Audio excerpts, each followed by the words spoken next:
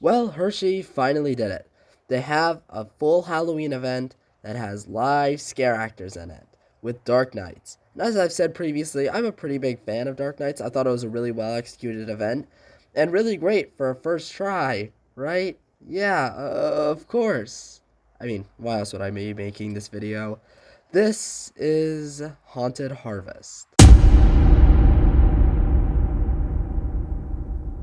Okay, well, before we get into it, you're probably wondering what Haunted Harvest is and how you've never heard of it, most likely. Well, Haunted Harvest was a haunted walkthrough event that ran at Hersheypark from 2004 to 2004. Yep, that's the reason nobody's heard of this. It ran for 1 year. Well, before we get to why that was, first let's talk some context. The year was probably 2003 to 2004 ish, and Hershey wanted to have their Halloween event appeal more to adults and teenagers, since Hersheypark in the Dark is pretty much only a kids event. And recently they've been expanding the Hersheypark in the Dark event to go through pretty much the entire park, and they decided it'd be a good idea to have a haunted walkthrough. So then Hershey decided to get Oak Island's Productions on it, who specialized in making haunted walkthroughs. For this haunted event, there would be 2 haunted houses and 1 scare zone: Fear House, Scream Acres, and Dreadshed. You're probably wondering which one of those was the scare zone, which 2 were the haunted houses. Well, to be honest, I have absolutely no idea. Like, if you go onto Google, type in quote Haunted Harvest and quote like Dreadshed or Fear House, there are 3 results. The amusement park guys page, which is what I'm referencing for a lot of this video, a TripAdvisor review, and an old newspaper. Yeah, no surprise nobody's ever heard of this event. Going back to the event itself, it was held in the Wildcat and what's now known as Fahrenheit, but at the time was known as Pioneer Frontier Catering. It cost $18 for all 3 things, but you could also get a combo ticket that was $33 for park entry and the haunted attractions. And because, of course it did, the event needed to have an overconvoluted, weird story. So here's a quote from that newspaper article I was talking about earlier, but it probably came from the park itself in a source that no longer exists.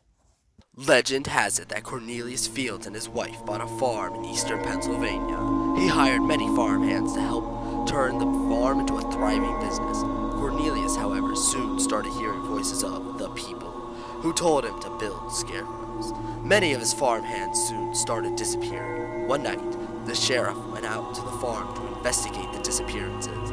He found Cornelius himself dressed up as a corn stalker. He searched the farm and, to his horror, found the missing farmhands stuffed as scarecrows throughout the house.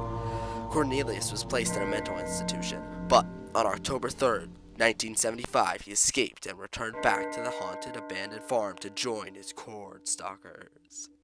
Well, that was an interesting story. But now that all the context is out of the way, what was the event actually like? Well, to be honest, this is sort of where the sources dry up.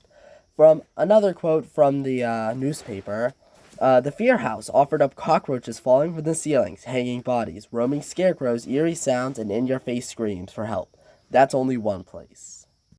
And besides that one random quote, the only other real source of what it actually was like is the footage that I'm showing on screen right now. Just by looking at the footage, you can get a good idea. Like, you were in the catering pavilions, they just had, like, burlap on the wall, and you just went through and some scare actors went at you. Just a pretty typical Halloween event, but it looks pretty well done with some neat themed rooms, like one where chickens hang from the ceiling. And there are other passing mentions of Haunted Harvest on the internet, and there are a few reviews, all of them really positive. It's just, this event started in mid-October and went on until Halloween. That is not much time. So what happened? Why didn't they bring Haunted Harvest back? Well, Hershey privately released a statement, and apparently it was quite popular, and it was apparently really well executed.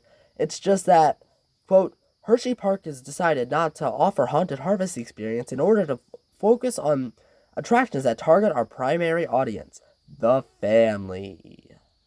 So essentially, they went back to just doing Hersheypark in the Dark for another 18 years, But at least now we have Dark Nights, and hopefully it won't be canceled after 1 year.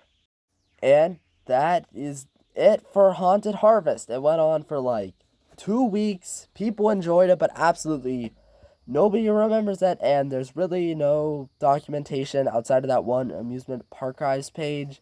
And I guess this video now. And also, Dark Nights. If you are looking for some expansion, you can have a Haunted Harvest themed walkthrough. But obviously, that's never gonna happen. But I'm curious, did any of you guys experience Haunted Harvest? I doubt it, but if you have, leave a comment below because I'm actually like legitimately curious as to what this event was. I'd love to know more about it, but as of the current time, there really isn't anything more. Thanks for watching.